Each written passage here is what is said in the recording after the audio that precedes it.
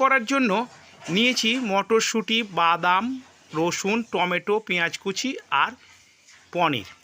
মশলার দিকে নিয়েছি হলুদ, আদা বাটা, কাঁচা লঙ্কা বাটা, শুকনো লঙ্কা আর জিরে গুঁড়ো। তেল গরম করে পেঁয়াজ কুচি, রসুন আর টমেটোটা হালকা করে ভেজে নিলাম।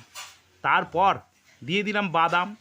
বাদামটাও বেশ লালচে করে ভেজে নিয়ে সব কটা মশলা নামিয়ে নিয়ে ঠান্ডা করতে দিলাম। এবার তেল দিয়ে পনিরগুলো ভেজে নিলাম। পনিরগুলো ভেজে তুলে রাখলাম। এবার ভেজে রাখা মশলাগুলো দিয়ে মিক্সিতে দিয়ে তার সঙ্গে কয়েকটা পনিরের টুকরো দিয়ে ওটাকে পেস্ট করে নিলাম। কড়াতে তেল দিয়ে দুটো শুকনো লঙ্কা, জিরে আর তেজপাতা ফোড়ন দিয়ে একটু ভাজা ভাজা হলেই দিয়ে দিলাম ভিজিয়ে রাখা মশলাগুলো ভালো করে কষিয়ে নিলাম। ভালো করে কষিয়ে নেওয়ার পর দিয়ে দিলাম পেস্টটা করে রেখেছিলাম।